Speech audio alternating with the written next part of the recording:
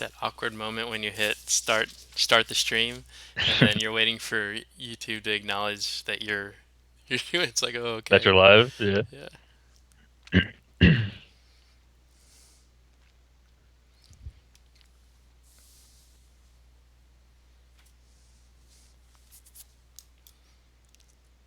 All right, we're live.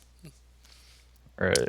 All right. Well, welcome everybody. I am here with AlbyMTG, content creator and community supporter, avid community supporter, to talk about what we're going to do for next year's MTG Content Creators Awards. Before we get started, Albie, please introduce yourself. All right. Hello, everyone. My name is Mark. You guys know me better as Albie.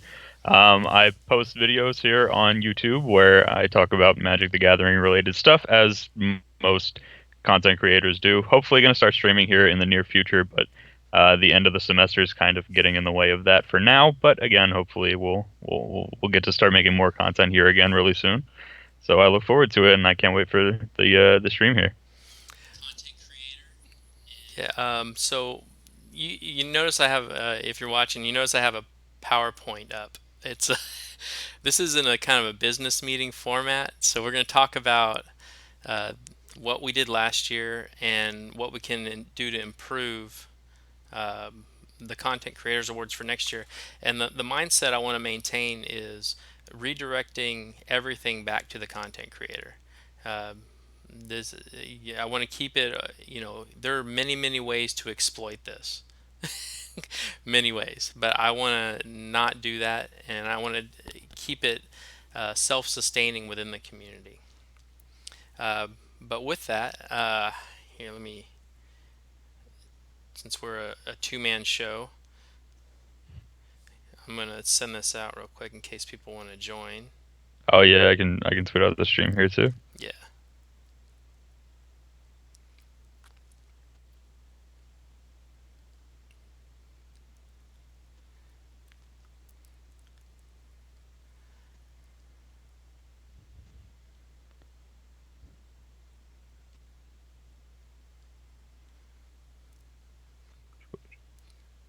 the awkward moment of the tweet. Yeah. Oh, and you guys, so if you're watching now, you haven't seen anything. Before we came on, it was so funny because it is like the epitome of the life of a content creator, where behind these pictures are hidden just random things that I couldn't get off my desktop.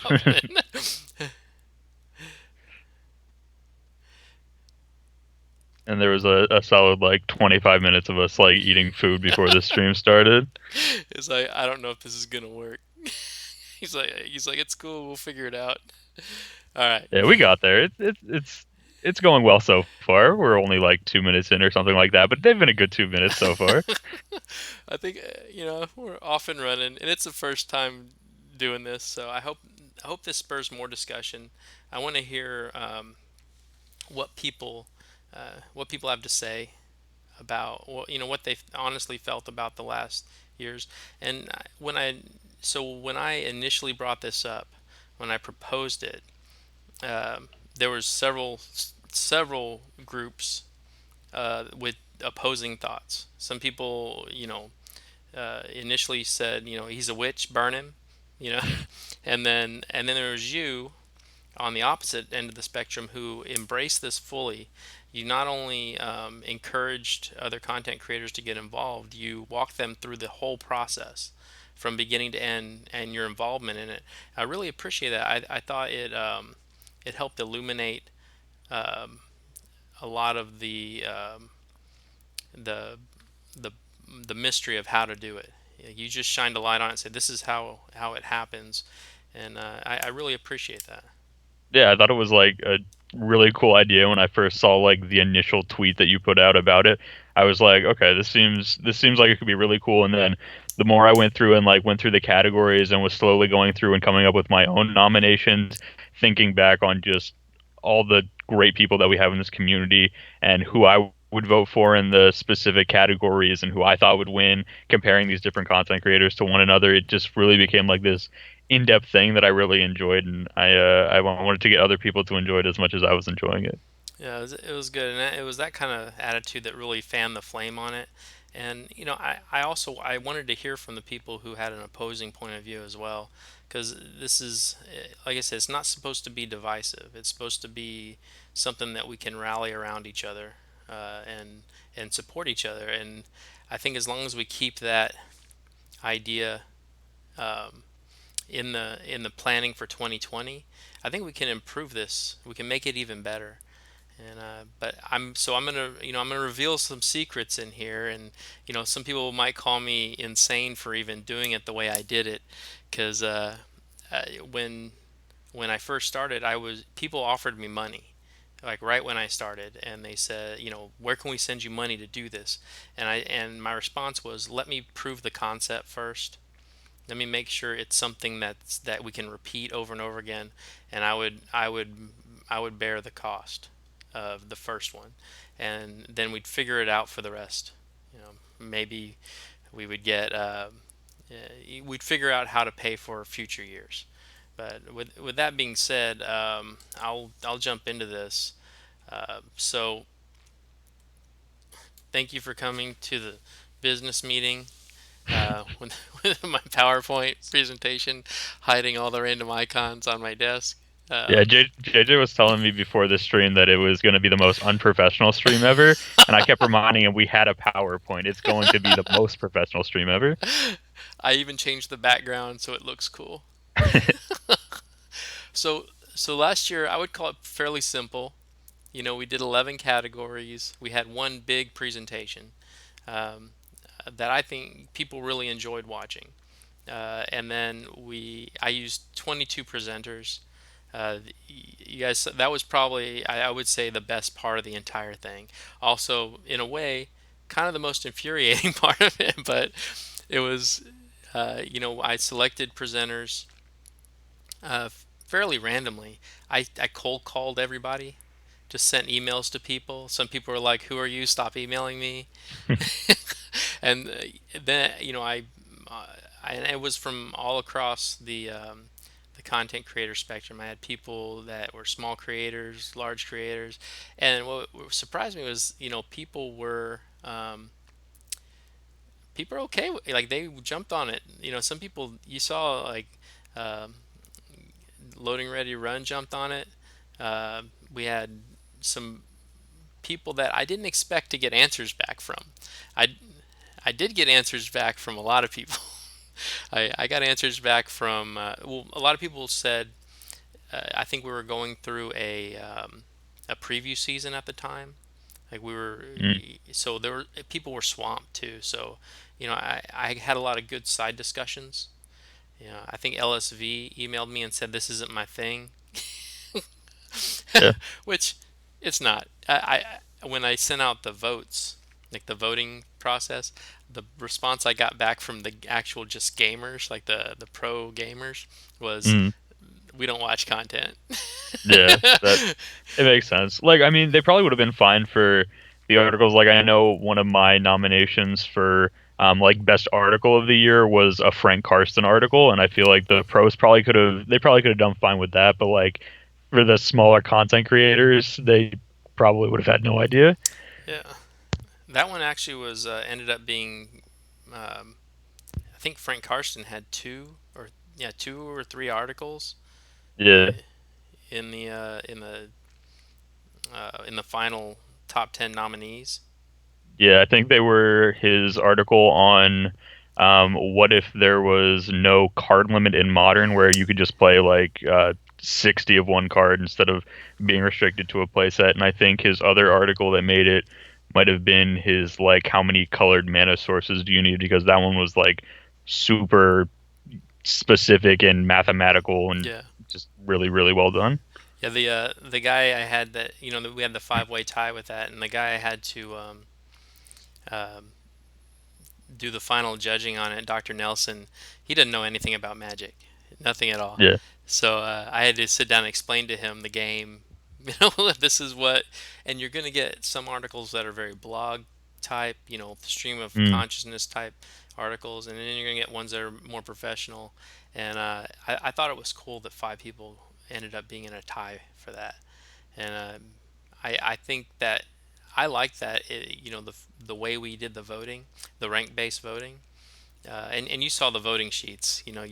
mm, You had the long list, and that's probably something we should talk about too, like how to narrow down the nominees. Because having a voting list of 80 people, yeah, probably not the most effective way to do it. Yeah, I mean, I think maybe next year we have a minimum number of nominations. Will get you yeah, into the nominee pool. Instead of the one person that goes on there and nominates themselves, and then right, now they're one of 90 people. yeah, But maybe something like that. I mean, does that sound reasonable? Like a minimum number of yeah. nominees?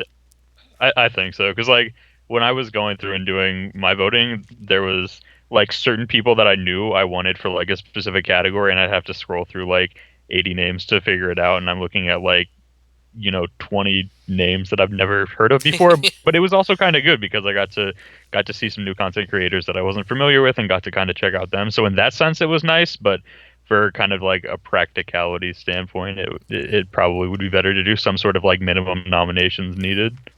Yeah, and for diversity's sake, I think having the um,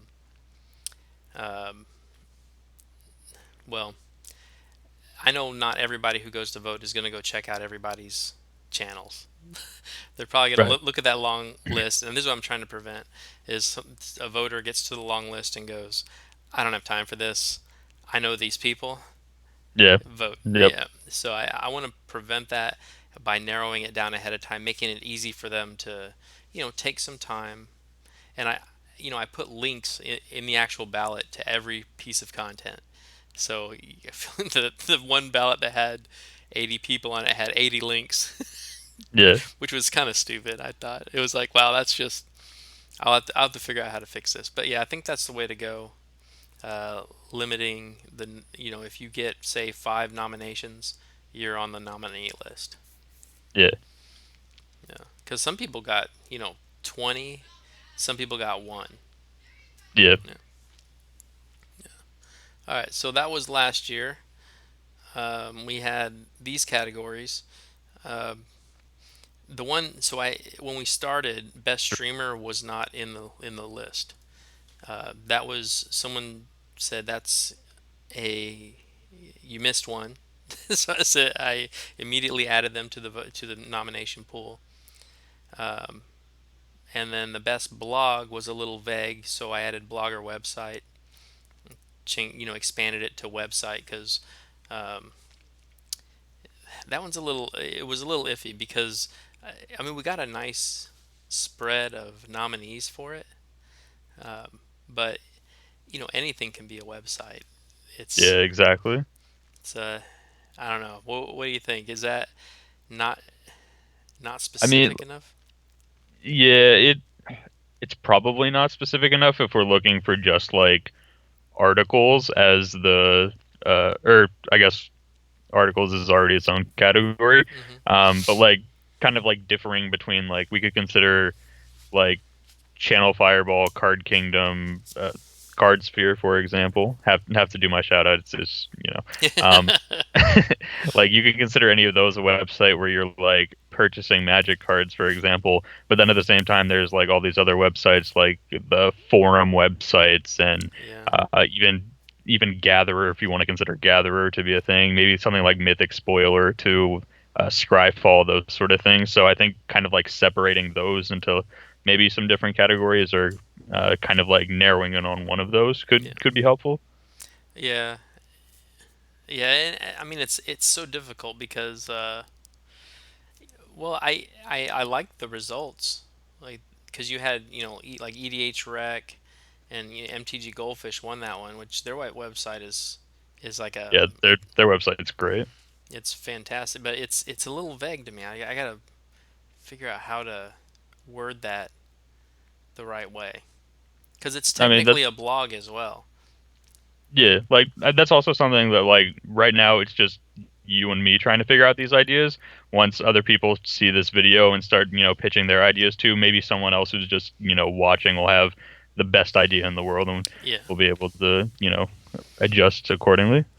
yeah, I hope so, because that one's you know, the biggest thing that got brought up was the standards in the, what standards am I abiding by? And I put some initial ones on there, like you can't be, basically you can't harass other content creators or businesses or in a bullying manner, it's something like that. But Mm. I think I'm just going to adopt the code of conduct for WATSO, and if you're on the ban list for them, then it'll be mirrored in the awards. Yeah, that seems reasonable enough to me. Yeah, and also I'm starting a standards committee, which will review all nominees at the end to make sure they conform for all their content within. So here's another rub. So in order for us to allow people to improve your bad behavior, well, this is what I initially put out, is that your bad behavior only lasts for a year. So if you have flagged content, say in 2017, but you did nothing in 2018 and you've improved yourself, then you're eligible for the awards. Now, that I could see maybe altering that a little bit because it's, I mean, if you do something in December of 2017, that's horrible. And then you're eligible for the 2018 awards. Yeah, that's kind of a gray area that they had to fairly recently for the Pro Tour Hall of Fame when they do the votings for those sort of things. Tamaharo Saito is just like he's a tremendous player, but he was caught cheating, I believe, once or twice, and so there's kind of like this giant gray area around him, even though he's done like a bunch of things to help out. Like the biggest international store for Magic is Hare Ruya, and he does a lot of stuff with them, and so he participates with the community and that sort of stuff, but he's got these two marks of being caught cheating on his thing, and so there's like this giant gray area when it comes to voting for Saito for the Hall of Fame. Oh, it's like how long should it last? Like how long are you excised from the community if you um, like have an explosion on your stream, you do something that violates the rules? It's like, yeah, It's really hard to tell. Like yeah, part of me says it's probably best to just go case by case basis, but then you're also in that gray area that like maybe you're more lenient towards one person than yeah, another, that sort of thing. So I don't think there's like a specific right answer on what to do, but um, yeah, I don't yeah. think there's like a specific right answer. Yeah, maybe. I mean, maybe the best approach is to have it.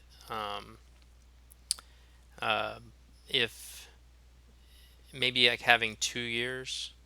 Like say if you did something in 2017, you're not eligible for the following year's awards. At least it'll give some time and distance Hmm. between, allow the community to accept the validity of the nomination. But then, Yep. how do you track that? It's it's just such a gray area. I know I said it like 30 times Yeah. already, but it truly is a gray area. You're not going to be able to please 100% of the people with any decision you make in that situation. So Yeah. I don't know. Yeah, it's tough. It's but that's probably a whole. This will be the first of hopefully many meetings that we have uh, uh, discussing this. And if you're catching this after the stream, please, your comments are welcome. Feel free to contact me either directly from my email or on Twitter. Just I want to discuss this with, as much as possible over the next year, so we can alleviate any problems. Okay, I'm violating your PowerPoint. Okay, so for 2020, this is what I propose for 2020. I'm adding 6 awards. We're gonna keep the People's Choice Award, which I thought was kind of cool. You remember who won that? That was That was well, yeah, go for it. Brainstorm Brewery, Yeah, yeah. but they were in a category with some fairly heavy hitters, right? Yeah, they were in like I want to say MTG Goldfish and like all the other just like bigger names were in that category too. Yeah, I was pretty surprised when they read out who it was, especially because I think they were also in the best podcast category, right? But yeah, then a different podcast won that one too. So I was pretty surprised when they announced who it was for yeah. People's Choice. And I thought it was kind of cool too that some of the presenters they were in the category, and they were announcing another winner, which that's I mean I thought that was kind of classy. They could have read the nominees and gone, oh, I probably didn't win, so I'm not going to do this, which would have Right. sucked because it would have cost me more postage. So People's Choice Award, I thought acknowledges the audience, and then Content Creator of the Year, uh, that was cool. I like that. I mean, it's kind of the pinnacle, and I'm hoping. I mean, I want to finagle a way to where it's not the same person every year or the same group every year, because that's Yeah. hard. That's hard because the level of quality of the person who won this last. It's hard to surpass that. It's like you Yeah. def- yeah. There's just like no going around it. Yeah. It's just too good. Maybe this will encourage people to try though. You know, Probably, yeah. yeah. Even being in the top 10 of that, I think is cool. If Yeah, for sure. if For the sure. whole community came together, and we had, I think the final count for the voting group was 60 people. There are 60 people voting on this. So if 60 people come together and they say you're in the top 10 out of all these content creators for 2018, you're in the top 10. That's pretty good, I think. Yeah, that's still absolutely tremendous. Yeah. Yeah. And we'll of course keep the new MTG content creator and YouTube channel, small, medium, large. I tried to find some way around using the word YouTube in there, but that's basically the only venue, outside of streaming, other streaming uh, Yeah. things. But yeah, it gets a little dicey though when you talk about best streamer, and there's groups that do it all. Right. Yeah. They write articles, they stream, and that's kind of where the content creation is right now. It's everybody's doing everything all at once. Yeah. Like even when you consider someone like Loading Ready Run, who has a lot of Magic stuff, but then also does like so many other things on their streams where they're streaming like different games and stuff like that. Yeah, Like how much do you attribute their non-MTG games into the best streamer category, just kind of like those sort of things. yeah. So best YouTube, small, medium, large, and the numbers we use for small, medium, and large, I thought it worked really well. Having the small less than 3,000 subscribers and mediums 3,000 to 15,000, and then large 15,000 and above. Because I think once you surpass 15,000, I think you're growing at a pretty fast rate. Yeah, for sure. But it is, it's brought up, hey, I have 16,000 subscribers and I'm being put up against a dude with 100,000 subscribers. Yeah, that's true. Yeah. But I think the leveling thing of this entire award ceremony or awards process is that content creators vote. It's not popular vote. Yeah. So best podcast. This one, people do video podcasts. So it was like, yeah, it's another one where it duplicates itself on different Right. forms. I was thinking about maybe isolating the audio podcast as a separate thing altogether, like best podcast audio platform only. And then do like best podcast video platform. Yeah, separating it out. I mean, it would add another award, but it might be good because I listen to a lot of podcasts, and like what was it, Bad Wolf MTG? She's the same way. She's just always on listening to podcasts and sending them out, and I'm like, these guys aren't they're not being heard because they're not they're not no one's going there unless they are podcast listeners. So I think it Hmm. might be best to separate out video from audio there. Yeah, that could work. Again, you might find yourself in the gray area where like there's the people that do both. So like, Yeah, which category do you put them in? But um, I I think we can figure out a way to make it work and yeah, find something to do that is productive with it. And again, if anyone else has any ideas, feel free to let us know.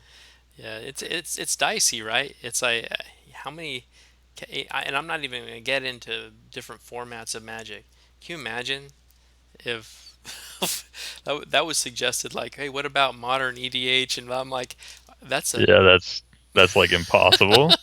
I don't have $7,000 to do this award ceremony every year. Yeah, So we did video. Oh yeah, article.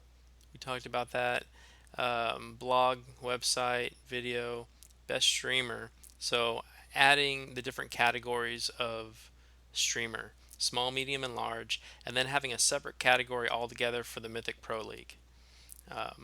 I think this does two things. It does one thing that I really like, and that it pulls in the Mythic Pro League into a streaming competition against each other.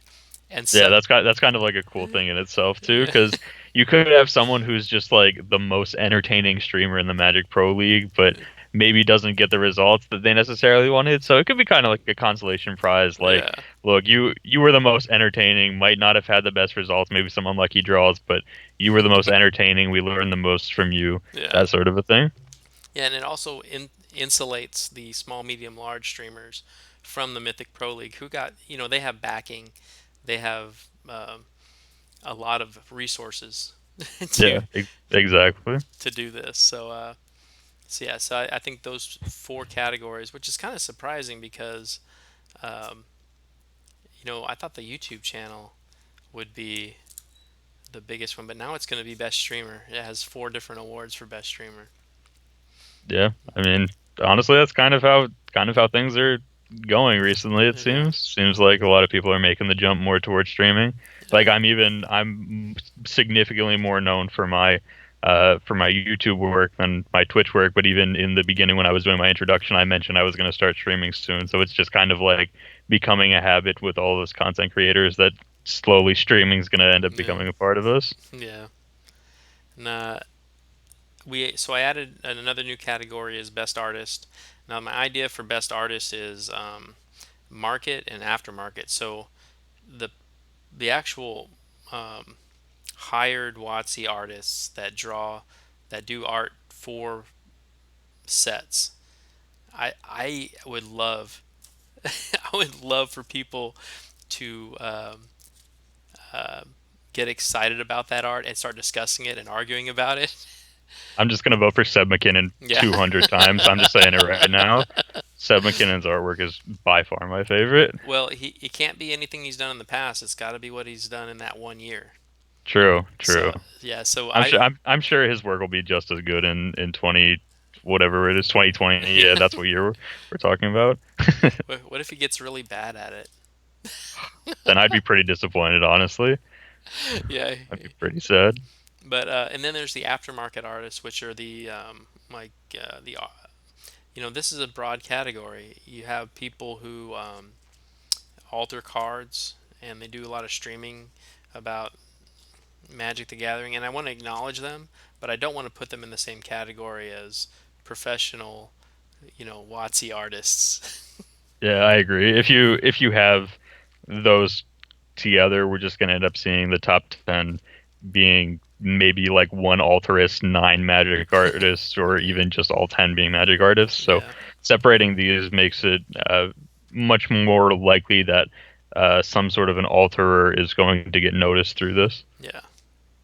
And then the last category, best cosplay.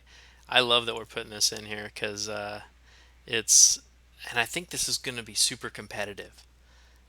Um, I think so too. Now, there's a lot of good cosplayers out there, but what I really want to do is shine a light on them as a group, and Mm. have I'm hoping to get some cosplayers in to do presentations um, in in their costumes. That'd be kind of cool. Yeah. Wouldn't it? That'd be pretty cool.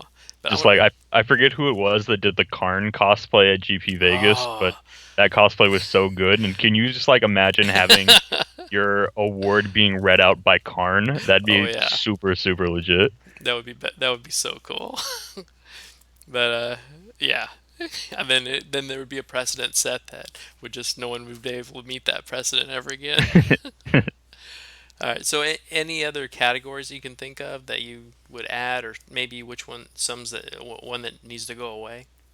No, nothing really off the top of my head. We talked a little bit about maybe adjusting some of the categories a little bit, Hmm. but I think this gives us like a great framework, if not even just the finished product. Yeah. So this is the timeline that I'm looking at. Um, it's pretty tight. I mean, you saw I was trying to get the video out at the end of February this year, and it went out in March. So I'm just gonna stick to the March time frame, and nominations from November to December, and then what I was talking about earlier about the standards committee, having time to look through those nominees and ensure that they conform to the standards that we've set for the awards. At least a couple weeks, and then voting in January. Um, and that'll give me time while the standards committee is doing this for me to get all the voting materials out and put together. Then the presentation construction, which is the monster Yep. presentation. Now, I was thinking about doing two presentations. The first one will be because this will all I'm trying to do is bring more content creators out and putting them on stage and having them giving them a moment. So I thought maybe if we had a nominee announcement, the top 10 nominee announcement, instead of me just reading them off on someone's website or someone's Mm, channel, actually yep. have a presentation of the top 10 nominees, which is doubling the workload. Right. But how, I mean, that's how the Oscars do it. They have a nominee announcement day, and Yeah, like I was there for the stream when you were on 10th Street Hooligans to announce out who the winners were, and I think that was like a really fun thing to be a part of, just like getting to watch that initial video as we were learning all that stuff live. And so I think it would be, equally as good to have another thing like that. And then if we put in like the extra work to make it again more of a presentation instead of just being on a live stream, then it could again be something really cool. yeah, yeah. I mean, I'm just kind of shaking my head at the work. Right, right. Oh, that's like, I mean, I really want to do it. And I know people will help me out too. Maybe I'll just Mm. get some content creators together and, yeah, you know what? The hard part is keeping everything secret to the last second. Although everyone was kind of cool with it.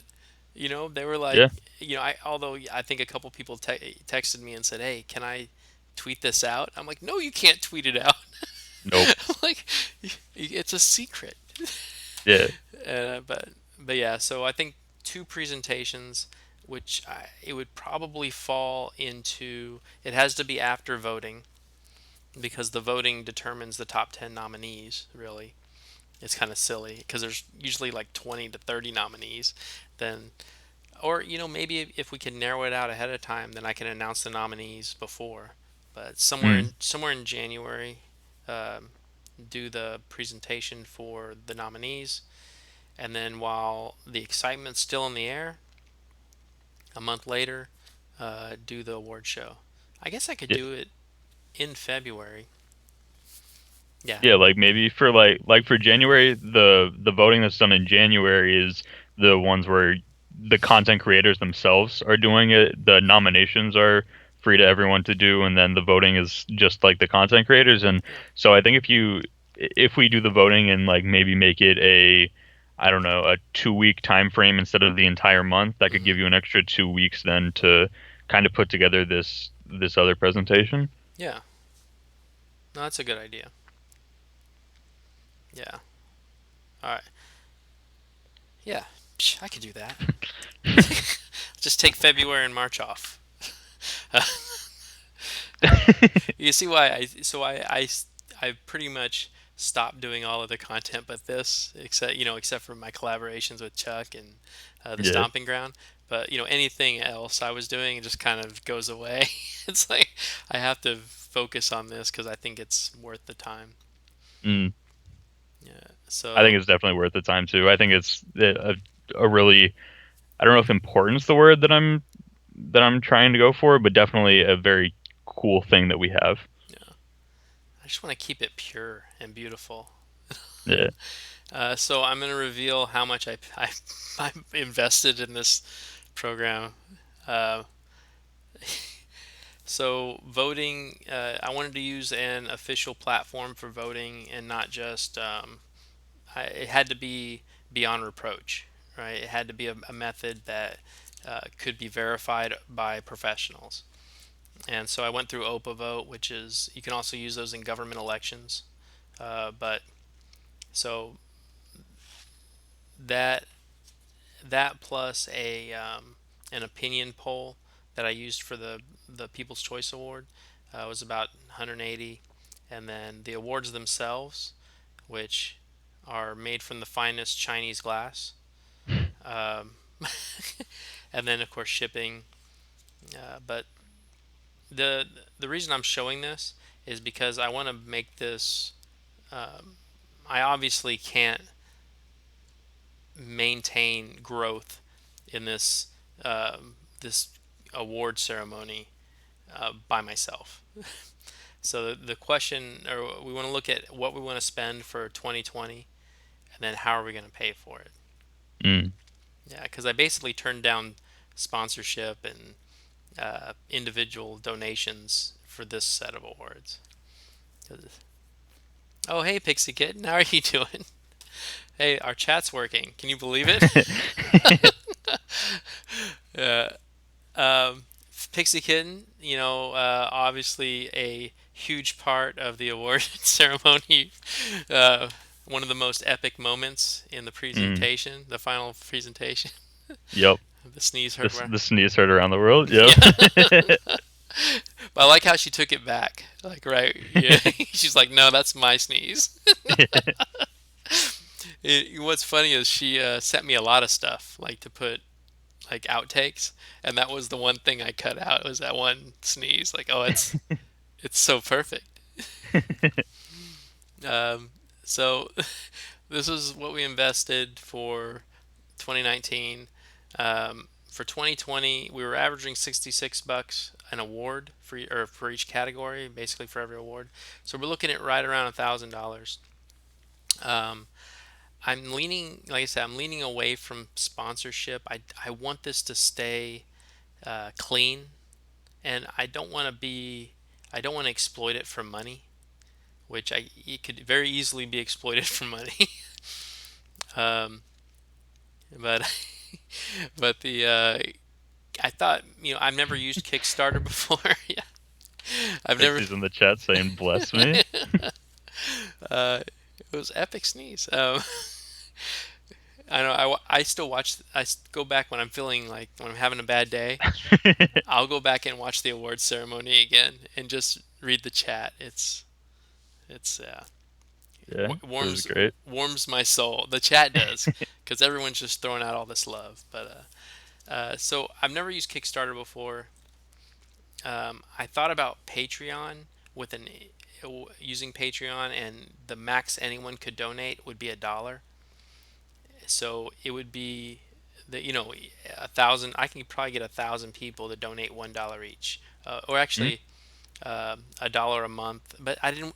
I thought, well, if this gets super popular, then I could be making a lot of money off this. And, Patreon's more about me. It's not about us. It's more about me making money. So I thought maybe a single Kickstarter for the 2020 Yeah, awards. I can see that. I know like Loading Ready Run did a Kickstarter where they had like a bunch of uh it's actually been like a while now, probably like 5 years back or something like that. But they had like a bunch of like rewards and things like that, so we could do like behind the scenes stuff and like all this other kind of stuff is like little rewards for the people who back on the Kickstarter and things like that. Yeah, yeah. and so I'll explore that. And for now, I'm going to say no sponsorship, because it would be weird if a nominee was sponsoring the awards. Mm, And I initially thought, well, maybe I can get sponsors to pay for a piece of the award ceremony. Like they buy the trophies and they get their business tagged onto each trophy. mm. Like The the, this award brought to you by Company X yeah, sort of thing. yeah. I thought about that, and the more I thought about it, the more I thought, well, that would be kind of awkward if you won that award and it had your name on it, brought to you by me. Yeah. Yeah, which might be reason to eliminate websites as a category. Maybe that's an answer, is eliminating the websites to provide sponsorship. Yeah, possibly. Yeah, I don't know. That's a big question on my mind, is how do we pay for it? Hmm. Yeah. Because like it's not cheap. Looking at the No. cost breakdown and stuff, this is like my channel obviously is not big. I'm still part of the smaller content creators family, and that is more than I made off of my YouTube channel last year, and so I can only imagine. Yeah. Yeah. So I want to do this forever. So I have to make some sort of way of making it stay within the community, and for me to break even Hmm. with it. That's what I want. I want to break even. Like spend the last dollar on the last day. Yeah. Uh, so the WATSO initiative. So this is my my next big initiative, is to include WATSO, Wizards of the Coast. For those of you who don't understand what WATSO is, uh, include Wizards of the Coast in this in somehow. And the way I want to do it is possibly petitioning them to have our nominee list recognized, um, and maybe getting them a preview card as a congratulations. And for them, it wouldn't be a big deal because they're giving preview cards to half of them anyway. Yeah. So it would, maybe highlight a few smaller content creators, or maybe even some artists or cosplayers, Hmm. to give to have an actual preview card. But yeah, the big question is, who do I need to harass? Yeah, it's probably Blake Yeah, Rasmussen, I would assume, since he's the one that handles the preview cards. yeah, But maybe talk with MP Numbers. He's had some discussions with some of the people at WotC providing like prizes and things like that for some of these. Like I'm currently competing in um, the Content Creators Community Cup, and he has like gems for MTG Arena yeah. provided by WotC as the prizes for that event. So maybe they could work something out. I don't know. How are you doing in the Content Creators Cup, by the way? Oh man, do I get to brag now? I am 7-1 overall with a What? record of 19 wins and 3 losses as my game record. I haven't played any matches for this month yet, but over the first 2 months, I think 19-3 is pretty reasonable. That's pretty. I am doing horribly. I, my last game ended 0-3, and it was a massive beatdown, and it was a beautiful beatdown. But yeah, just sitting there while someone punches me in the face. Yeah, I started out month one. I just really liked my deck, and my deck treated me very well. And I went 12-0, just undefeated the entire time, didn't drop a single game. And then finally, last month, Capallo, or I guess Orcs Head Magic took the first game off of me of the tournament.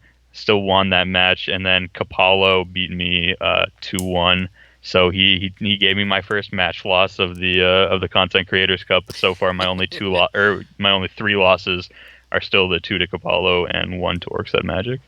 Yeah, I can't count the number of losses. I think my first loss was by MTG Young Mage. Yeah, I remember watching that game. Yeah, Rhino posted it. He gutted me. It was so. I think I got him in the first game, and then he wasn't, because I had this weird flashy flash deck, and but he came back over the top and just Just took you down. yeah, annihilated me. It was so fast. That's what was sad. It's like the best of one games are like, oh, I'm dead. Yeah. Like on the, it would have been so month one, game 11 out of 12. I mulliganed to five and had to keep a one lander, and I'm already like, I record all the matches live, so I'm already, singing my sob story as I'm recording this live, where I'm like, well, I guess like we could still go 11-1 and we still have a chance. And then I like top deck two lands in a row to just like go Gruul Spellbreaker into Gruul Spellbreaker into like something disgusting, and even on the multiply we somehow still got there, and it was like super happy. You could see like the mood of that game going from like super sad to just extremely happy over the course of just that one match. It's amazing the joy coming back from behind when it brings you. Yeah, exactly. Uh, well, this was my last slide. Thank you for joining us for the business presentation. uh, were there anything, or is there anything that you wanted to continue discussing about? Not really, unless you have anything. I think it went pretty well. No, I appreciate uh, you coming on and letting me talk it out with someone, because it's, for the most part, these, the beginning of the awards were just me in my head writing stuff down and going to Chuckwagon MTG and going, "Hey, I have the most brilliant idea," and, Mm. and I said it's also going to ruin my life. But yeah, I appreciate you talking, and the door's always open to have more discussions, and I think we're going to do this periodically, because I want there to be complete transparency in what we're doing in the upcoming. I don't want there to be any behind the scenes. I realized there was a time in this last year that I could have just changed all the winners up myself, because no one saw anything but me, and I was like, well, that shouldn't be the the way it is, right? Right, right. There should be some sort of second look at what's going on, if this is going to survive. It can't just, because all you have to do is break me as a person, and you've broken the awards. I mean, I'm not gonna lie, I have some firsthand experience with this.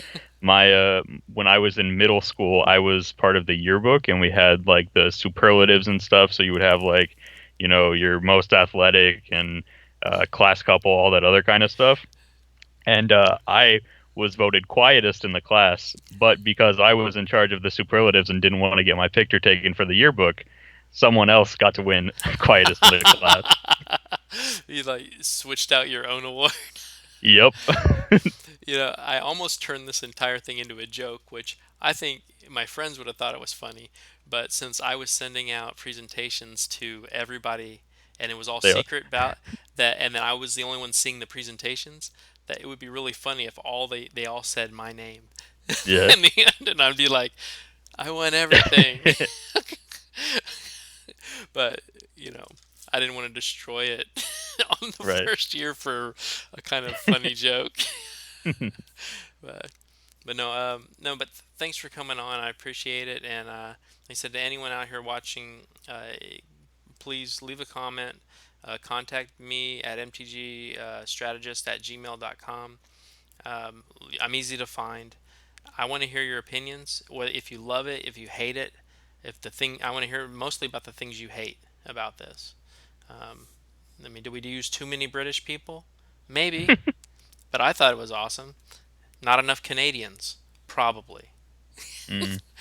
Yeah, I mean, if like all of loading ready run next time, instead of just like two loading ready run cast members come in, and we have like all of loading ready run, we can probably meet our quota for Canadians yeah, in the show. that's true. That's true.